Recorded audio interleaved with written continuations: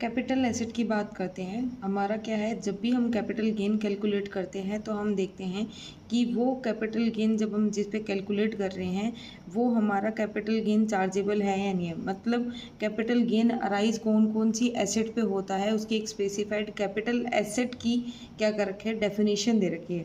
तो जो capital asset होती है उसकी एक पर्टिकुलर डेफिनेशन है कि उनका जब ट्रांसफ़र होगा तभी हम क्या मानेंगे, कैपिटल गेन मानेंगे, और वो चार्जेबल होगा कैपिटल गेन हेड के अंदर हमारा एज पर इनकम टैक्स के अकॉर्डिंग। अब हमारी जो कैपिटल गेन के रिगार्डिंग जो कैपिटल एसेट आती है उसकी डेफिनेशन में हमारी जितनी भी प्रॉपर्टी होती है, चाहे मूवेबल हो चाहे इमूवेबल हो, वो प्रॉपर्टी का जब ट्रांसफ़र होता है तो हमारा क्या है, उसको कैपिटल एसेट माना जाता है और उसके ऊपर कैपिटल गेन अराइज होता है। अब जो जो कैपिटल एसेट की डेफिनेशन है उसमें कुछ चीज़ें एक्सक्लूड की गई हैं। कौन सी?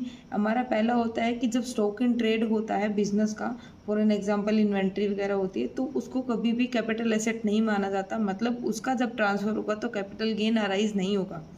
रूरल एग्रीकल्चर लैंड को कैपिटल एसेट नहीं माना जाता है। और हमारा जो गोल्ड डिपॉजिट बॉन्ड या सर्टिफिकेट होते हैं उसको भी कैपिटल एसेट से एक्सक्लूड किया गया है।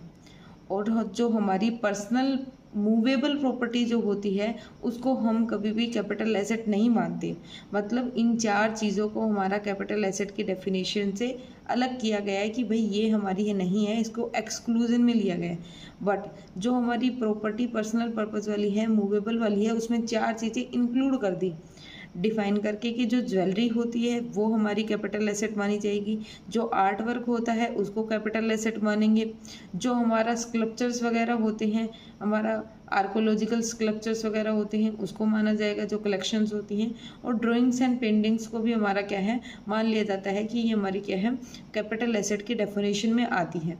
अब एक चीज़ होती है कि जो हमारा फॉरेन फाइनेंशियल इंस्टीट्यूशन जो होते हैं, इन्वेस्टर जो होते हैं, वो जो भी सिक्योरिटी हेल्ड करते हैं उसको भी हमारा क्या है, कैपिटल एसेट के अंदर इंक्लूड किया जाता है। और जो यूलिप होता है वो भी हमारा कैपिटल एसेट के अंदर इंक्लूड होता है। मीन्स इनको जब ट्रांसफ़र किया जाएगा और इनके ऊपर अगर गेन क्रिएट हो रहा है, गेन अराइज हो रहा है, तो वो हमारा कैपिटल जो गेन की तरह चार्जेबल होगा under the capital gain head as per the income tax law. That's the definition of the capital assets as per the income tax law.